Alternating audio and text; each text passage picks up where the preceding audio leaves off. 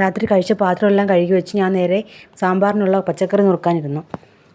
രാവിലെ എണീറ്റുടനെ ആദ്യം തന്നെ സാമ്പാറിനുള്ള പരിപ്പ് കുക്കറിൽ വേവിക്കാൻ വെക്കുവാണ്.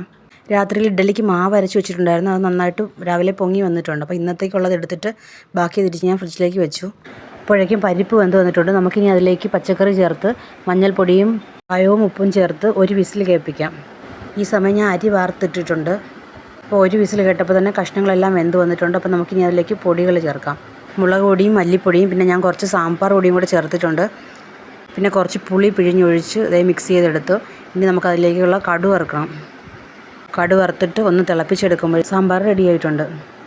മൂത്ത മോൾക്കിന്ന് ട്യൂഷൻ മാത്രമേ ഉള്ളൂ, അതുകൊണ്ട് ലഞ്ച് കൊണ്ടുപോകണ്ട. അപ്പോൾ അവൾ ഇവിടെ നിന്ന് അവൾക്കുള്ള ദോശ ഉണ്ടാക്കുന്നുണ്ട്. ഇവിടെ ഇഡ്ഡലിയും ദോശയും രണ്ടും ഉണ്ടാക്കണം. മക്കൾക്ക് ദോശയും ഹസ്ബൻഡിന് ഇഡ്ഡലിയും. ഇളയ മോൾക്കിന്ന് ലഞ്ചിന് ദോശയും സാമ്പാറും മതിയെന്ന് പറഞ്ഞപ്പോൾ ഞാനത് പാക്ക് ചെയ്യുവാണ് അവൾക്ക് കൊണ്ടുപോകാനായിട്ട്. അപ്പോൾ എൻ്റെ ചാനൽ ആദ്യമായിട്ട് കാണുന്നവരാണെങ്കിൽ ഒന്ന് സബ്സ്ക്രൈബ് ചെയ്ത് വെക്കണേ. Thank you for watching.